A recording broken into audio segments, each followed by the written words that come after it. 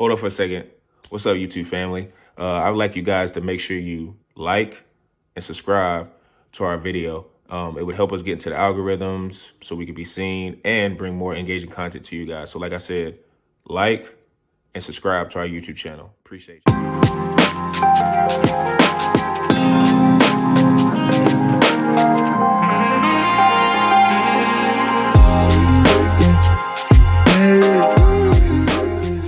To another edition of the Pick and Downs podcast. I'm your host, per usual, Sean Tyson, here with Zhu and P. Bush. How you fellas doing? Good, man.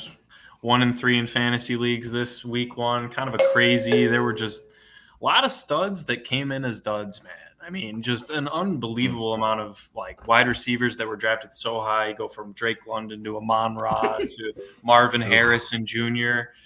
Just doing absolutely nothing. And then you had some of the quarterbacks that just absolutely came in and destroyed. Kind of some of the guys that we talked about last week. You know, Jaden Daniels, Anthony Richardson. But it's overreaction time, man. This is the time of year for fantasy and for fans of their respective teams. They say, "Oh, drop that guy. He ain't even worth it." Yeah. You know, I feel like you saw a bunch of that with Kirk Cousins. You know, that was kind of a big one. Bring in Penix was kind of the trend. Yeah. So, yeah, man, this is the time of year to take advantage of some desperate people in fantasy leagues and point fingers on Twitter to fans of various teams. So. That time what I love about this is the guys who actually do like the, what do you call it, fantasy stuff where they're doing Patreon and they're doing a bunch of like subscribe to this link. All it is just a bunch of, to your point, overreaction, talking about like, hey, can you do you want to, for instance, I'm not getting any trade seekers out here, but Wan'Dale Robinson is a guy that everybody's on right now because I think people who watch the game know Daniel Jones can't really throw it down the field, but they know he can throw underneath. So like Wan'Dale's stock is going up. It's just, to your point, it's just a lot of overreaction. So I don't know how much of that you heard, but we're just talking about fantasy. I heard it all. I had little technical difficulties, but yeah, overreaction Monday. But thank God for David Montgomery, man. I was breaking out watching that last game. I never been more stressed in a fantasy football game in a while now, since a championship game in the playoffs. Oh, Sean, I was cooking, and then Puka got injured. The world was ending. I had Puka Nacua, David Montgomery, and Jared Goff. I needed like 30 points to get the W. I was like barbecue chick. I got 3 guys get 30 points. Puka dies. Jared Goff looks like a shell of himself. David Montgomery keeps getting sub out for Jahmyr Gibbs. Got the goal line tutty. I was freaking out. Game went to overtime. David Montgomery freaking just shrugged all the way down. Got the tutty. Thank you, D-Mon, for saving my season in the first. Miss Overreliable. I'm overreacting. Save my season because I could not take a loss when I drop 130 points and taking an L. Man. I could not take that loss. Yeah. Shout out to David Montgomery. Shout out to him. What a true workhorse. He's a workhorse. That is a positive sign too that he's getting the goal line carries. I love that. That's why I picked him up, and I have stock in him in one of my leagues because I just knew he's going to get the goal line carry. So, yeah, you know, fantasy overreactions is one thing, but what we're going to be transitioning to is actual NFL week 1 overreactions. And I think we kind of wanted to start on a positive light. So, P. Bush, what are some of the things that I guess you would overreact to in a positive light that you saw from the weekend? I got to say, I mean, I know they were playing the Raiders, man, but I was actually impressed at how the Chargers came out. I mean, you know, it's exactly kind of what we expected. Justin Herbert being the game manager. He kind of got screwed on that touchdown. He should have been an easy touchdown to Josh Palmer, but he just didn't react in time. You know, but that running back room is going to be very interesting. If any of you guys have been listening for years, you know I had J.K. Dobbins on my Dynasty League. And for him to come back in the first game and not only finish the game, but finish it with authority, 135 yards on only 10 carries, 2 huge gashing runs, and a nice touchdown. He deserved that, man. He could end up being a very dynamic player in the AFC if he can stay healthy. And I think, you know, an overreaction, put it that way, is that the Chargers could be in the AFC wildcard hunt this year. I think they could be. Their defense is legitimate. I think Herbert can do enough with the weapons that he has. Hell, even Quentin Johnston caught a couple balls, man. He didn't have any drops in this game. He had one contested catch that would have been really difficult for him to make. But then the man goes out and gets in a fight with Josh Palmer, man. So I don't know how that wide receiver room is going to look, if there's going to be any suspensions or fines, or if they have announced it already. But yeah, I was just, I guess, impressed with the Chargers. I think it's just going to be a grinded out season, and a lot of teams can't handle that. They want to run and gun, and I don't think LA is going to allow, and Harbaugh specifically is going to allow them to do that. Yeah, I like you pointing out the Chargers. I got a shout out a rookie on the Chargers, Ladd McConkey. Yes, sir. Ladd McConkey. This is a wide receiver room that it's a little muddled. We don't know who the number one is. Quentin Johnson sucked last year. Josh Palmer is a vet that never been that elite guy. Ladd McConkey is a Wes Welker. Yeah, like this guy was not a typical X receiver. Like he's not the stereotypical looking X receiver. So this guy coming out leading the team in targets, 7 targets, and got a touchdown in his first NFL game. He's one of the few NFL wide receiver rookies that showed up, unlike a number 4th overall pick that had a disappearing act. Ladd McConkey showed up. So, yeah, shout outs to him for showing up for Justin Herbert, because this guy is in desperate need of weapons. But he needs losing all his vets from last year that he's had for the majority of his career. So the Chargers, I agree with you. The Chargers, they took care of business, man. But for me, I already know that I was hyped about this guy in the beginning of the year. But after watching that game, Josh Allen, holy moly. Yeah, he's brought him back. He putting this team on his back. Like, this is like Cam Newton-esque as a game. Because, like, not going to lie, I bet the Cardinals for the upset in this game. Because I saw the 6.5 spread. I was like, okay, I think this would be a pretty competitive game. Especially, I think the Cardinals' offense is drastically improved with Kyler Murray. Pretty much, he's healthy this year. And he got a bunch of weapons. And James Conner is healthy right now. So this offense, I feel like, with the Buffalo defense, I think deteriorating compared to last year. A little bit, yeah. I was about, okay, this game's gonna be a shootout, and I feel like in a shootout, a 6.5 point spread, I'm gonna take the Cardinals for a little juice on the money line, and they were taking care of business. And then Josh Allen, my goodness, some of his superhero heroics in the red zone. This guy, as I said, I love James Cook. He's a nice little Dalvin Cook's little brother. He's a good back. But Josh Allen's the goal line back, and that guy is special in the red zone. And he was pretty efficient as a passer, 18 for 23. It wasn't high volume. Yeah, 18 for 23. He had 232 yards, and not too crazy passing yards. But on the ground, this dude's got 39 rushing yards along with 2 rushing touchdowns. And, pretty much they went with the balanced attack of James Cook, who's a smaller back, with 19 carries. 19 carries. This guy, they were rushing the football. That is their new offensive mindset now, where they rely more on the rush instead of Josh Allen flinging the football down the field. Because right now, he just got a bunch of guys on his team, like Keon Coleman, the rookie. He got 51 yards, so shout out to him. Khalil Shakir, Mac Hollins, an old Dawson Knox. Kincaid was pretty invisible this game. I thought he was. That was kind of surprising. I was kind of surprised, but he was out there. But Curtis Samuel came in injured too, so he legit got a bunch of guys on his team. And the Buffalo Bills took care of business. I think Cardinals this year, I'm thinking about a nice, an average team. I'm gonna put them in an average team. Yeah. And for them to come back in the second half, 14-0 in the third quarter, and pretty much back in on the Bills, Zhu? Yeah, I've always been on the Bills. I've never been off the Bills, man. Josh Allen's my MVP, and after week 1, he's on track. But I need you to maintain this. No interceptions, Josh. Limit the turnovers. Can't give the defense some free. He fumbled. Nope. Yeah, the fumbles. Got to control the fumble. So those are the 2 key points I keep focusing on for Josh.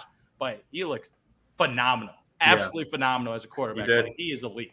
And you said it. He's kind of changed his character as a player, and I think that's the big overreaction on that is if he can, thinking that he can maintain this, right? Yeah. I mean, you're talking about 2 rushing touchdowns, 2 passing touchdowns.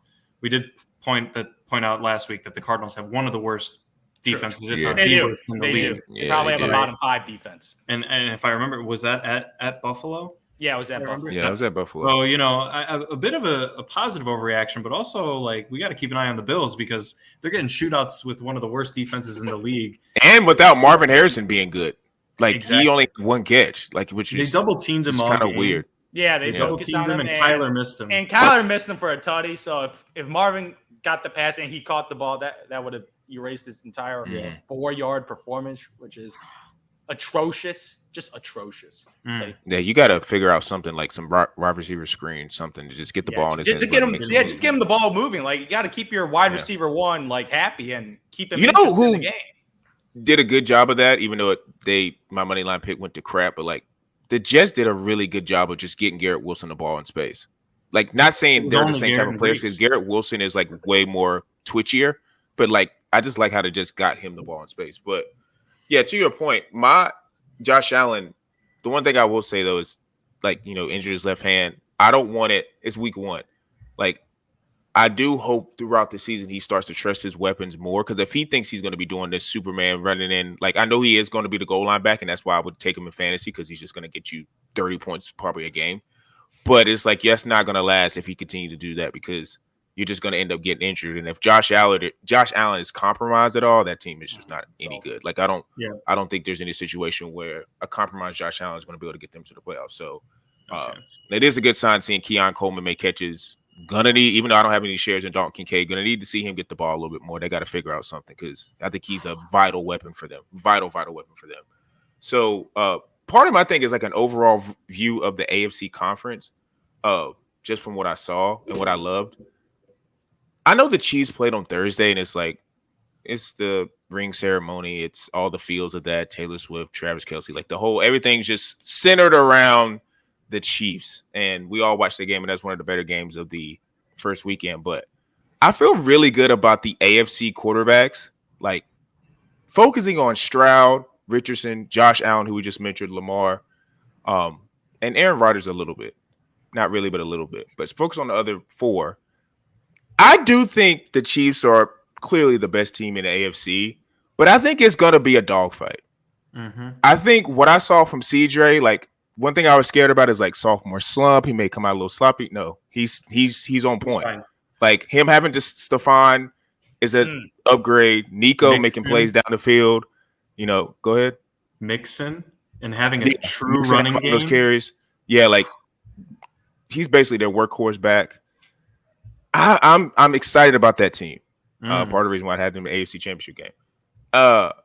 Richardson only completed 9 passes, but you just see the arm talent, and his coach is like the perfect marriage with him. So to me, I just think he's going to continue to ascend, because I always feel like the guys who have that extra boost of athleticism in the pocket and can make plays outside the pocket, that just puts stress on the defense. So I just think he's going to continue to get better.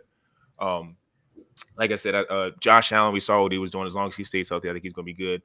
Lamar, like, he's a gamer. Like, he's a gamer. Like, they literally was like a half of, like, I guess like a big toe from tying it up. And I think they were going to win. Kevin Durant toe away, literally. I think a big toe away from scoring a touchdown. And I think they was going to win that game, because they were going to go for 2. Yeah. And I think they just would have been Lamar backyard football. They would end up winning the game. But besides the point, I like how they fought. Isaiah Likely. I've been you keep hyping this guy up. He looks legit. I've been screaming, like, where's the 6'4", 6'5" receiver that can just be an outside playmaker? But it's like, well, maybe it's just a tight end. Now, if I'm a Ravens fan, I'm a little nervous about Mark Andrews, because it's like, what's going on there? Like, he kind of was not invisible, but he wasn't really being involved a lot in the game plan. So if he takes, a step back and Isaiah is like the guy, like, okay, that's fine, but I would like to see if both of those guys are still making impact plays. And Zay Flowers is a good player, but I just think that the AFC this year, and really quickly on the Jets, I know they got blown out by 49ers last night, and it does feel weird sometimes that it's like Aaron Rodgers, just feel like late in his career, it's like when he comes back, it just seems like the defense on any team he's on, they just forget how to play.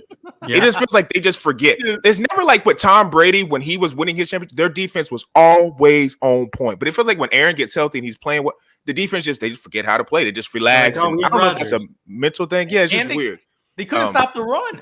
Like, Jordan Mason looked like CMC out there. The dude trucked over everyone. He was incredible. It's incredible run. Like, I would chalk that up to is week 1. I just refuse to believe the Jets defense is that bad. And credit to the offensive line of the 49ers. I mean, Trent Williams went back, and they got guys. Yeah, they got guys. But I did listen, I know us three have kind of looked at Lazard as just like, he's Aaron Rodgers' dude. But, like, he made some catches last night, and if he continues to just make 3 to 4 catches and be somewhat of an impact, him and Garrett Wilson, along with, we already know what Breece Hall is, like I said, I like the potential of that team. I'm just speaking to the fact of I like the quarterback play of the guys who, like, Anthony Richardson had questions. CJ Stroud didn't really have questions, but it could be a sophomore slump. Just the questions around all these guys, I think they're going to give the Chiefs a run for their money. And I like that. I do like that. The Chiefs are definitely the best team right now, but, like I said, I mean, Xavier Worthy is like, come on, bro. Like, this is now they're not fighting fair. But I just like that those quarterbacks showed something. So it's like, okay, whenever the playoffs come, that's going to be a matchups that we could be looking at, and it could be something that could maybe upset the apple cart. My question for you though is, I know Lamar Jackson's stats on paper look pretty good. Obviously, he rushed over 100 yards and has a lot more passing yards than usual. I don't love that though. I don't love the over 100 yards rushing. Yeah, that's the thing. Lamar Jackson, when he's like, I got to win now, he relies on his legs, and that is definitely not sustainable throughout the season. No. And his passing sometimes still kind of shaky. Like a couple of deep passes, he missed a couple throws that could have been potential touchdowns and stuff like that. So, like, obviously missing Zay Flowers wide open. Pat, I know as a Zay Flower owner, not fun at all. Missing Likely. Touchdowns. Yeah, missing Likely, and that one obviously just missed him completely. So he had multiple opportunities on that one drive to get it done. And you can't just say, oh, it's the defense, because those were guys that got open. And you did not put your receivers in position to catch the football. And obviously, that last play was terrific when he got the ball to Likely. He just needed to get his toe down. That was a terrific play. But those two throws before, he had opportunities, and he didn't get it done. He did have opportunities. He did. Like, I feel like I've seen this story before. Like, every time I watch Lamar, just it's right there. It's right there. He's so close every time. He can't break through. He can't. People got to remember, it's the Chiefs. Like, it is. It's the Chiefs. Like, but that's who you got to beat. The Chiefs. You got to beat them. You're in the NFC. You're in the NFC, man. But you're in the NFC. Nobody's beating the Chiefs. That's the problem. Like, it's the same answer for all the that's why that's kind of going into my point of like the AFC guys. Like, I think there's a chance. Not saying, do I think Anthony Richardson is going to go into Arrowhead and beat the Chiefs? No, I'm not saying that. But I'm just saying the progression of how he looks, even though it's very early in his career. CJ Stroud not taking a step back. Like I said, Lamar in that game, I just feel like he's a gamer. Josh Allen, like, these guys are like on schedule. So to me, it's going to make it just interesting for when it gets to the playoffs. Like, not even just focusing on Lamar, like, and it's, I guess you focus on Lamar because he played Patrick, but there's a variety of options that could maybe upset the apple cart with the Chiefs. And that's all. And it starts with the quarterback play. Like, to your point, and I was thinking the same thing during that time when I saw like Lamar on that last drive, but then I was watching, like, not film, but I was like watching a guy talk about that play. And it's like, for us looking at it from the end zone view, it's like, oh yeah, he's open. But it's like that throw, he was claiming like, and I can't remember who it was. It was Rashad Bateman. Like, he thought he was going to sit. And it's like, you can't like that. You think you can make that throw from our naked eye because we're watching it and it's like in slow time. But it's like, if you throw that, like, the DBs are going to convert. I do agree he should. I thought on that drive, he should have used his legs more. I don't like the 100 yards throughout the game. I don't like him running around. And credit to Steve Spagnuolo, like, he's just an elite defensive coordinator. But it's like, I don't like him running and getting 100 yards throughout the game because, like you said, it's not going to last. Same thing with Josh Allen. Like, he's 6'5", 250, but he's already got an injured left hand. Like, if you think you're just going to be in the goal line back, I don't care how big you are. And Lamar's a quote-unquote 205 now. So it's like, he's a lot smaller than what he was.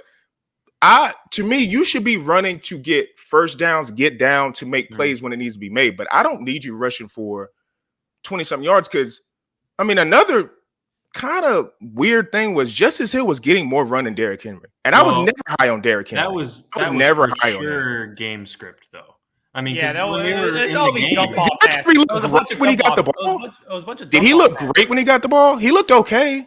He wasn't. As a third down back, third down back, receiving. I mean, he was very productive. I think he'll be great when it's like goal line and when they need a yard. But in terms of him being a impact 1,000-yard, I think those days are over. He did not, and I know it's the Chiefs defense and it's the first night, and like I said, it's no reaction. But I think he'll be all right. But to your point, I don't like Lamar running a lot to where he's going to. I just think that's bad because you're going to get injured. This league punishes guys who run a lot. And Sean, that could also feed back into Derrick Henry, the fact that coaches, owner, whoever talks to Lamar and says, hey, we're fine with you running and scrambling when you have to, but let's not make this a consistent thing. We got to give the ball to Derrick Henry. You know, like, he's the guy that we're paying to be the bruiser, not you. I like their other guy. He's nice, team, whatever his name is. You know, so yeah. I mean, but go ahead, Sean. No, I was about to say that's. I mean, I guess that was kind of not. It's not part of my negative, but that was just kind of finishing off. To finish off the point about the quarterbacks. I just like the quarterbacks in the AFC. I think it's going to give the Chiefs something to sweat about a little bit if the guys keep improving. But what were some of your the hate you saw from week negatives? Man, it's got to be those old quarterbacks coming off injuries, man. You were just lauding a little bit about Aaron Rodgers. You know, I did think he made some really good throws to Lazard there. He looked better than I thought. He looked better than I thought for a guy that hasn't played like in a year. However, most of his throws were checkdowns. Most of his throws were in the pocket. He had one throw outside of the pocket all game. That is not Aaron Rodgers. Aaron Rodgers is the rollout, dynamic, throwing on the run. He can't do that anymore. So you're talking about really limiting the down the field play. I think it's going to hurt a guy like Mike Williams, you know, because he just can't stand in the pocket for as long. Yeah. Now, granted, the San Francisco pass rush is legitimate, right? So it's not like he was going to have all the time in the world, and there might be games where he does. But I think we need to see a little bit more. And also, he loves playing out of the shotgun. Zoo, you know that is his bread and butter. That's when he starts flinging it. But with Breece Hall, your best player, being in the backfield, they're going to run a lot of under center, and that is not up to his standards, right? I think that's not really how he's like to play. Aaron Jones was always the guy that stood next to him in Green Bay. It was very rarely under center. That's kind of how he's been his whole career. Now he has a legit running back. So you're going to kind of see Rodgers be more of a game manager. I guess I was just more down an overreaction negative. This might affect the big playability of Garrett Wilson and Mike Williams if you're shareholders of those guys. And just the dynamic aspects of their offense overall. I think they're going to do fine, but I think it's going to limit them a little bit. And then on the last point, along the same lines, but even worse, Kirk Cousins, man. I mean, oh God. If you're a Drake London or Kyle Pitts, Lord, emergency, baby. Okay, to be fair, of all the if you look at the top 10 tight ends drafted, Kyle Pitts actually had the best day. I mean, Isaiah likely sure, but like he was either a very late draft pick or he as a flyer, or he's undrafted and he's on your waiver and everyone's gunning for him this week. Yep. But Kyle Pitts, I thought he actually, he was big in the red zone, right? They did have that one throw. And I know the Steelers defense, when they're completely healthy, is legit. I mean, they are ridiculous. TJ Watt is an absolute animal. He is, I would argue he's on par with his brother, JJ Watt. He might be being a little better than his brother. I don't know. Maybe a little bit better. He plays, but Watt was more of a game wrecker, I think. But TJ Watt is just as good as a pass rusher, for sure. But man, I mean, do you think we're going to see a little Penix Jr. earlier on? Are we over? They took him for a reason. Maybe they knew something. They signed Kirk that contract. They see him and like, ooh. Yeah, maybe that's what it was. And maybe everyone remembers that video crazy. Of the GM of the Falcons whispering to the Falcons owner being like, this is why I drafted Penix. Maybe he said something along those lines. But, it's also very possible that once again, week 1, first game off of injury, his offensive line is a concern, but once again, a great pass rush.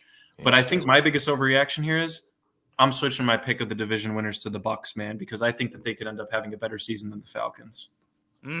Baker Mayfield looked nice. Looked good. Yeah. Mike Evans once again, Mike Commanders. Commanders. But still. Yeah. It was a really bad defense, but okay. So Falcons. For Falcons, yeah. Agree with that, man. But for me, it's a little personal one. It's injuries. And I got to start off. Happened a little early on Friday night. Jordan Love's injury. Oh, yeah. Oh, my. When I saw it, I was like, oh, and it was at the last minute of the game. Second too. to last. It was at the end of the game. I was like, it didn't even man, to end it like that. Jordan Love, obviously, he missed, it wasn't an ACL or an Achilles like that. It's not season ending. So, because this is a team that had playoff aspirations, and some people picked them to go to the Super Bowl. There are some high expectations for this Packers team this year to make that leap after beating the Cowboys last year in the playoffs. Jordan Love, obviously, he played all right. I don't think he played that great, but he definitely played all right. And they were in an extremely competitive, pretty fun watching game, Phillies with Packers. It was a good game. Shootout. Jaden Reed had some great plays. AJ Brown, Saquon, looking like vintage Saquon. So we got Christian a lot. Watson scored. Christian Watson had a lot of touchdown. That's a nice little slant tutty. He still could continue his tutty machine. Christian Watson's a tutty machine. But we saw some elite skilled position players, and we saw some picks. We saw a little of everything in this game. So it's such a shame that this guy just got his new contract. He gets injured in the first game, and he's probably out. I don't know, maybe 4 to 6. Yeah, 4 to 6 weeks. We don't know the timeline. And the problem is they don't have a backup like Tyrod Taylor, who he could fill in and be at least average. You got Malik Willis. And my brother, that Matt LaFleur to earn his money. He's going to earn his money, man. No, Josh Jacobs needs to earn his money. Well, that too, yeah. Yeah, like they're gonna have to change their entire offensive game plan with Malik Willis. First of all, I don't know why they traded for him. Like, why did they trade for Malik Willis? I'm so confused. I don't even know what they gave up for him. Probably like it was like a late, it was like a 6 or 7. Yeah, it was like one of those super late picks. I don't know why they got Malik Willis. Second of all, Malik Willis. Like we got a little preview of Malik Willis on that last play. Absolutely disgraceful. So I'm like, get the ball off.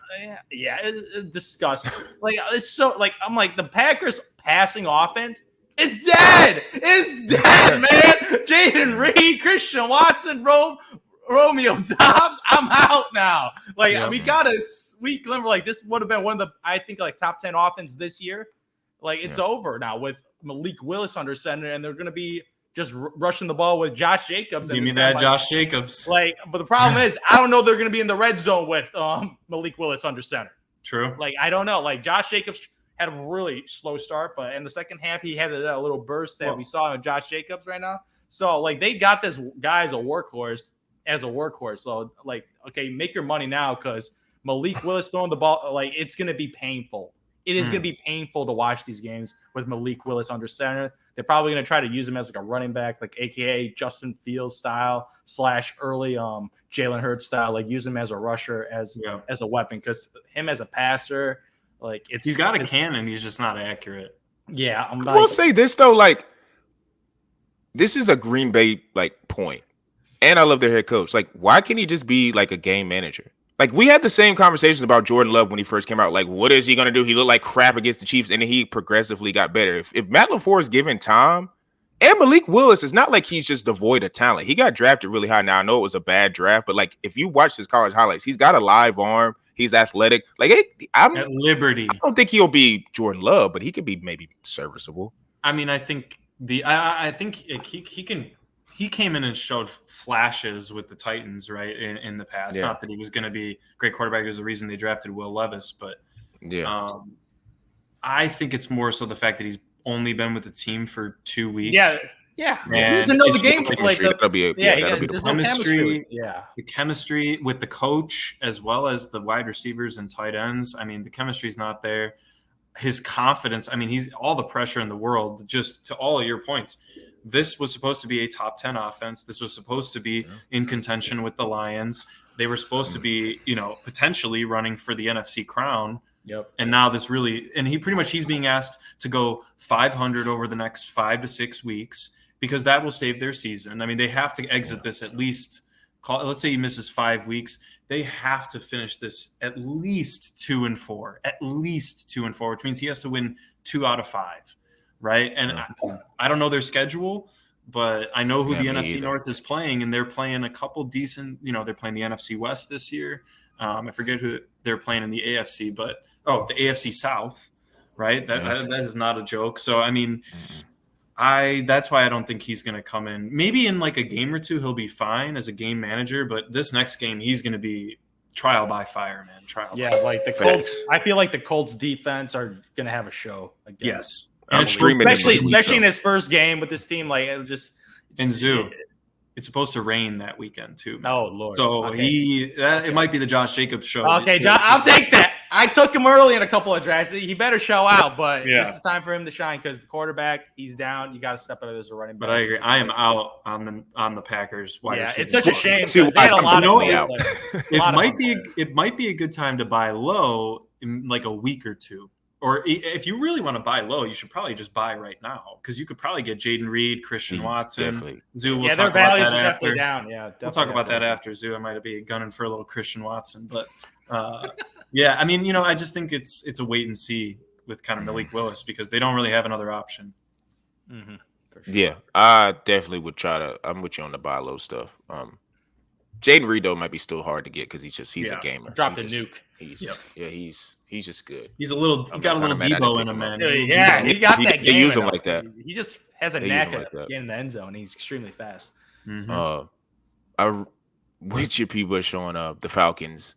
I mean, all respect to Ray McCloud. He's been in the league for a while and was a punt returner, and now is getting moments as a receiver with the Falcons. But if he's your leading receiver, like, it's just we can't have that. So I'm just hoping that is a week one mirage. But one thing, I think we got to be positive about Bijan here, though, because he's he produced and the offense did nothing.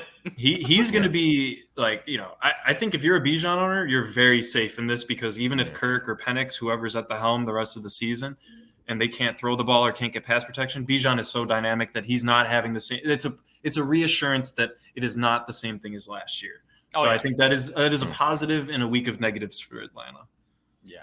No, I agree. I definitely agree. I just when I was looking at the scores yesterday, I was like, wait, Ray was the lead. It just threw me off. I just thought that was like a misprint. Not even Mooney, that's insane. Yeah, like nobody on that offensive front outside of Bijan, and Kyle Pitts had his moment, but I've been telling y'all, I'm just fool's gold for me. I need to see 3 to 4 weeks of him going and getting 10 to 15 fantasy points for me to jump on that bandwagon. But the Falcons, they scared me a little bit. But I wrote down these 4 teams. I know one of them.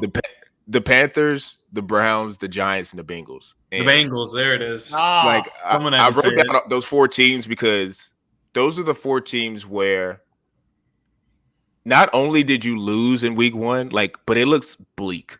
It kind of looks a little bleak. Like, starting with the Panthers, it's so hard to judge Bryce because I don't know if it's the system, his weapons, or is he just not that good? Like, that first pass or whatever first couple pass on that drive, it's like, man. I think it's all. I was like, man, it just looks like it's not connecting for him. I just feel like it's not connecting at all. So, for me, that is a little worrisome. Let me see what else I wrote down. Let's say the Browns.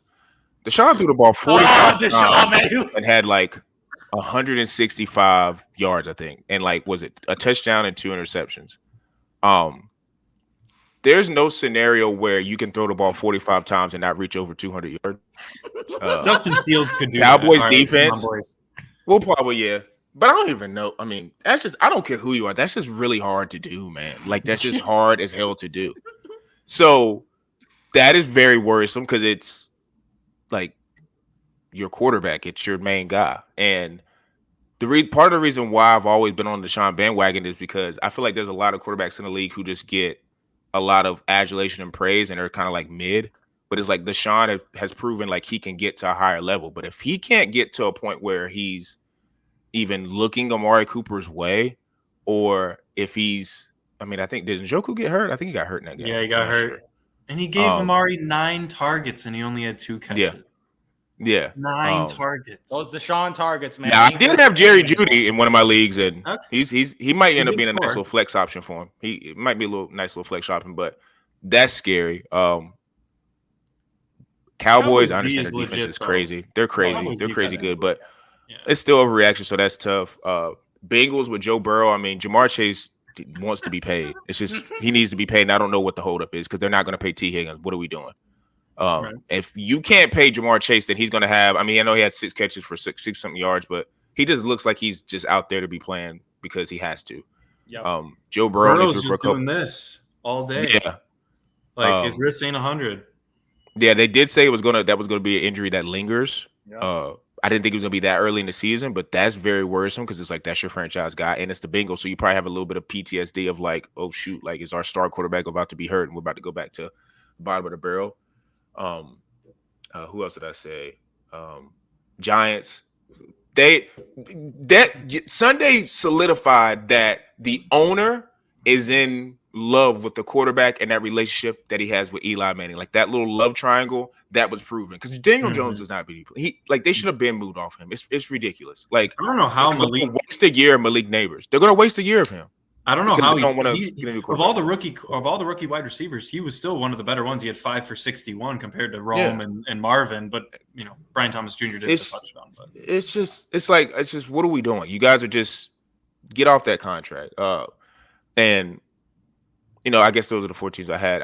Those teams, seeing them lose, it's like other teams lost, and it's like, okay, they lost at the beginning of the season, but it's like it doesn't look bleak. But those 4 teams, it looks very bleak right now. And if I had to pick one that looks the worst, it's probably the Panthers. Because I just don't see it with Bryce. their defense is always solid and they got torched by Derek Carr. It's like, where do we go? Like, if our defense is not our calling card in Carolina, then what is it? What is it? Well, all I'll say is I'll take the 33rd pick in the draft, man. We got the first overall, second round. Yeah. We still got another one coming our way.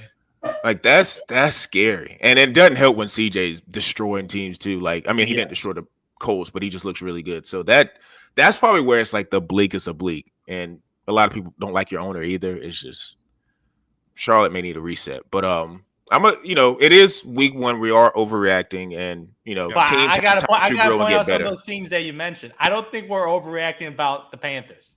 I think this would be a reoccurring theme. Them getting their ass whooped every single week. Every Sunday, a little ass whooping. Come on, man. I live in the Carolinas, man. Come on, bro. I'm telling you, that ass whooping every Sunday.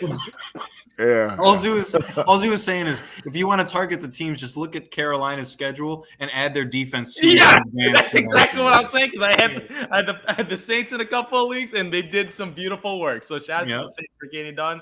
And I got to agree with you on the Giants. I feel like those two teams, like, I'm going to give the Browns some time to see them settle down, because they played against a good team in the Cowboys, but like, make it like Sam Darnold looking great out there, and the Danny. What? Like, what? I told you he's gonna be fine. He's gonna be fine. I don't believe that's another one. No, they play the Giants. I need to see them play a real football team.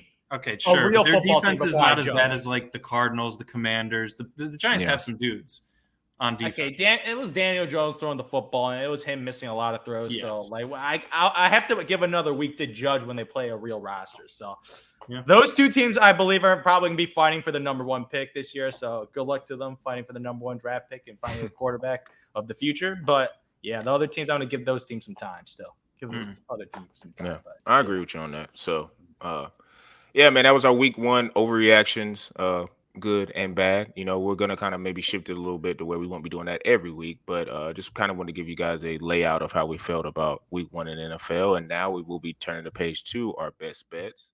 There is no nobility in poverty.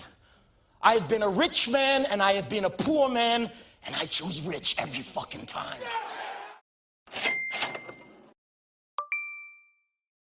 And P. Bush, you can go ahead and start us off. I know last week I don't know how you're Jaden and who was it? So here's the thing, and I want to caveat this. I'm giving you my initial thoughts on this podcast, right? It's subject to change throughout the week, whether it be injuries, things like that to take into account. The T. Higgins one was a big one this past week.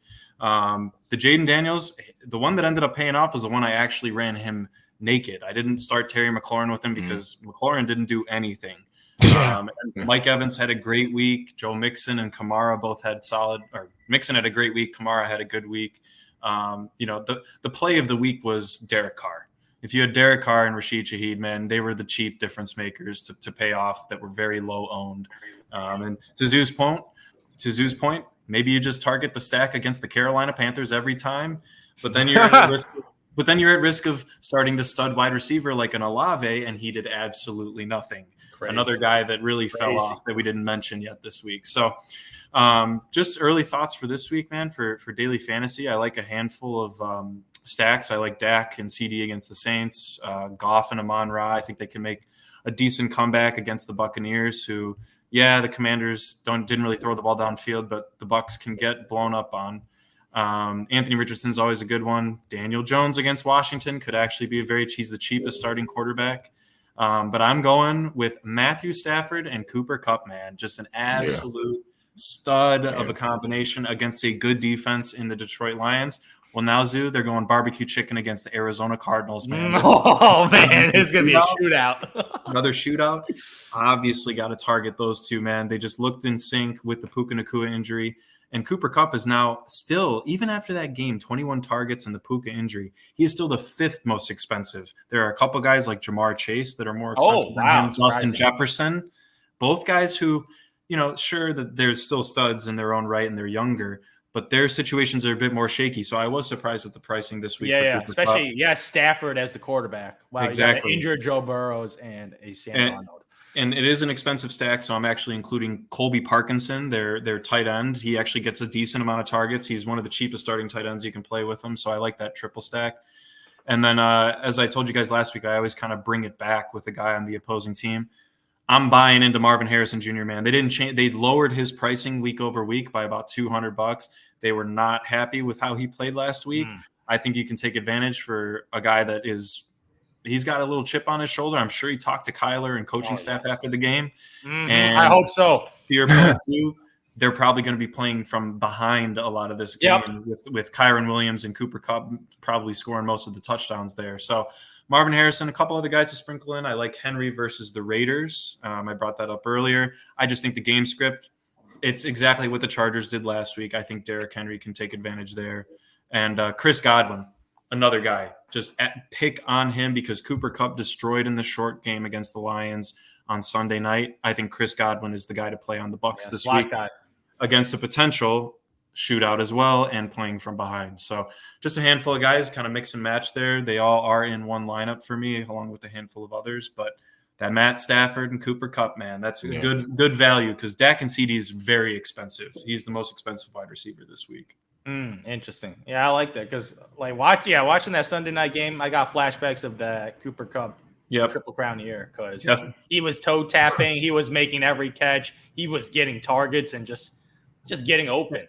And getting open every single possession. It was incredible, especially with Puka Nacua, how the entire offense in the passing game was going to be centered around Cooper Kupp, but he was still able to get it done for his team. And it is worth knowing, Zoo, that will likely be the highest ownership stack. So if you want to be competitive, you should probably have one lineup with these two guys in here because everybody's going to be up on them with the pricing, Matt Stafford being cheap still, as well as Cooper Kupp in relative terms for how many targets he's potentially looking at. So you might want to go with a cheap option as a secondary entry, but I think you got to have some Matt Stafford and Kupp in there, man. At least Kupp. For sure. Yeah, for sure on Kupp. For sure. For me this week, last week was a little futures just because I got to shout out Josh Allen. But this week I'm going back to my spreads, man. I'm going back to the spread picking. Last week, if I would have picked the spread, it was obvious. Chiefs, baby. Chiefs Kingdom. Chiefs Kingdom. But this week, I'm going to go with another quarterback head coach that is just a beautiful union. Harbaugh and Justin Herbert to cover the 6.5 point spread. And I thought that was a precursor to that ass whooping because it's going to be by double digits, baby. Double digits. This Chargers team, like obviously the Raiders ain't that much to worry about, but they showed me that run game that I needed to see because I knew that Harbaugh is about offensive line play in the trenches.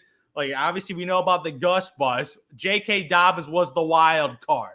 Oh, he still got that speed, man. He got that bolt in his step with the rushing for 130-plus yards only on 10 carries for that tutty. Devon-esque. Dude, seriously, he showed that speed. Like, I'm so happy for J.K. Dobbins because this is a guy out of college that he was this guy was highly cited, Ohio State running back. They got a nice pedigree of running backs, and just injuries keep derailing his young career. And week one, he looked sensational. And I feel like Harbaugh, as a coach over Brandon Stanley, like I got a real head coach in there that like he's probably like, yo, I got Justin Herbert, and this is supposed to be their rebuild year. Obviously, a new coach, new system, everything. Yeah, I'm going to give them this is their rebuild year, but I got Justin Herbert as my rebuild. Oh, that's a beautiful thing. And I think they're just control the ball, rushing the ball. And I just want Herbert to be a game manager. You don't need to light it up against the Carolina Panthers. 202 touchdowns. Yeah, exactly. I don't need him to be Justin Herbert, go superhero mode. Just be a game manager, kind of like what you did last week. I don't need no big bombs down. Like, dink and done, Lamb McConkey, maybe Quentin Johnson can catch a football. Like Josh Palmer, hopefully he can catch some more footballs for him. But that's what they need to do. And with the two-headed monster that they got, I think they control the pace of the ball and pretty much control the pace of the football and let Bryce Young do Bryce Young things. 161 and 2 interceptions. I want to see that again. I want to see that defense against the Bryce Young again. And pretty much, I know Bryce Young probably got a little chip in his shoulder after getting absolute massacred by the Saints. And Derek Carr looked like an MVP in his first game. Like Derek Carr, come on, man. When have we seen Derek Carr that good? It's been a while. It has been a while. Alvin Kamara went off. Derek Carr went off.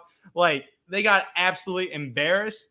I feel like this embarrassment has just started, man. Sorry, Panthers fans. I got some Panthers fans saying, like, man, I think this thing could go over this year, man. Panthers had lost a lot of hope. Lost a lot of hope. and I'm going to snatch that whole because they're going to start 0-2. They're going to lose by a tutty. Man, I see 6.5. I thought it was going to be 7. I thought it was going to be 7 just for a tutty. But Zhu, you might want to buy some points there, get you even better odds, man. Take like an 8.5. No, just get the juice. Just get or 9.5 if you think they're going to win by 10 points. I mean, that's not bad. Yeah, like for me, this is an easy play. Even though the Panthers at home, easy smash. Let's go Chargers. I think the only way is the reason why it's maybe that 6 is the cross country thing. Maybe that kind of messes with them, and it's like they don't get the I guess get it by 10 or 12 or something like that. Like it might be a little bit closer, but yeah, I'm with Jason. It's based off of week 1, you bet anything against the Panthers. It's just if you're whatever you're like, say you got a stack in your fantasy league, their defense, you got any type of betting odds. Like the Panthers are a good bet, but last week, just going back, I'm not gonna lie, when I was watching the game last night, I just thought. Now, go back a little bit. When I was looking at Breece Hall in that first play and he fumbled, I was like, well, here comes the blowout. And for a minute, it was like, oh, maybe the blowout's not going to be there. And it actually ended up happening. So I kind of missed on that. I will be using the Jets in a couple of future bets because I just think they have the potential to be really good. But this week, last year when the Bucs and Lions played, it's like 20-6. You look at that game, it's like, oh, they got blowout, they got beat, whatever. But we kind of said it already in the pod this week that Baker's playing well. And you can tell he's got chemistry with Mike Evans. He's got chemistry with Godwin. Rashad White looked way better than I thought he would look. Burke Irvin coming off the bench, spelling him. Defense is hit or miss, whatever. And I know it's the Commanders, so it's just kind of tough. They were playing a rookie quarterback. Yep. But looking at how Goff played, this past weekend, I've always said, like, the key to them to getting to the Super Bowl and actually winning the Super Bowl is Goff's going to have to play a little bit above his head. And I'm not saying I didn't like I was just like, I think Goff's like, he's just bad. I don't think he's any good. But I think he could play better. So for me, I kind of like the momentum of what Baker and Mike Evans has, that chemistry. And I kind of like them to cover the spread. But if you're feeling like, oh, I got a little bit extra money and I'm feeling confident, I mean, you can throw a little money on the money line. I think they're going to be motivated after, because I always feel like people always say stuff happens in a season last year and it's like, oh, they're done. It's a new team, but no, like Baker's still there from last year. Mike Evans is still there from last year. Chris Godwin is still there. A lot of those guys who had that loss last year are still there, and they think about that. Like, I think in their head, I know everybody's like, well, whoever thought the Tampa Bay Buccaneers were going to go to the Super Bowl or championship game? I'm sure in that locker room they thought they did. So them losing that game, I think they're going to be motivated to at least keep it close or try to win that game. So I like them +7, and I think their money line is +270 at a lot of places. And full disclosure, I always say, like, I always try to pick plus odds because like you make a little bit more money. And one that I just saw a couple minutes ago, which just came on my timeline, I guess you would say, the Bills being +2.5 against the Dolphins. Like, I was reading a report that A-Chain looks like he's kind of iffy. Mozart looking iffy. Like, I don't know. I mean, Josh Allen, we saw what he was doing last week. I don't know. Now, I know Miami came back against Jacksonville, but at the beginning of that game, Miami kind of came out a little, like, sluggish a little bit. I don't know what was going on. Maybe it's just hungover from the day before, night before, whatever. But I kind of think Josh Allen, now you're taking your rookie receiver and Dalton Kincaid didn't get involved. Like, they kind of were non-factors. Not Keon Coleman, but him being a rookie and then Dalton Kincaid not being a non-factor, maybe they factor that in. But it being +2.5, I mean, I think they could keep it close. I really do think they can keep it close. And two, you want to maybe be a little risky, throw something on that money line there too. I think Josh Allen could will them to a victory because I think they understand that anytime you're playing a division game, and same could be said for Miami this early in the season, you got to have this. You got to have this. And it being on the road, I think Josh Allen understands, like, we need to get at least one of these.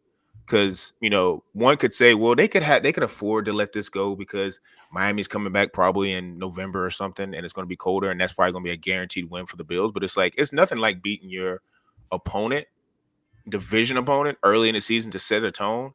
And if I'm picking quarterbacks I trust more right now, I mean, I trust Josh Allen way more than I trust Tua. Not to say Tua's a bad player, but it just feels like anytime and this is not part of the betting segment. That's just another smaller rant. It's like if Tyreek Hill had a Patrick Mahomes like level arm strength, like quarterback, I think he would just like we talk about what he does with just Tua's, arm strength and what he has, his arm talent. But like if he had like a real just push it down the field, like imagine Tyreek Hill with Anthony Richardson once he starts maturing, like Or just Stafford. that ability to just get it down. Yeah, or even Stafford, a guy who can just get the ball vertically down the field. Like Tyreek would be reaching ungodly numbers, which he already does now, but still. But yeah, I'm trusting Josh Allen a little bit more. I just think he's a little bit more of a better play. That. 2.5 plus 2.5. I think the money line's like 170. Man, that 2.5 though, man. Oof. Yeah. It might jump. It might jump to like 3 or something. Yeah, it might jump to 3. It might, maybe. But I don't know. It might actually go down because the Miami running back. Because both Raheem and Devon A-Chain are banged up. So hope you got your Jalen Wright stock.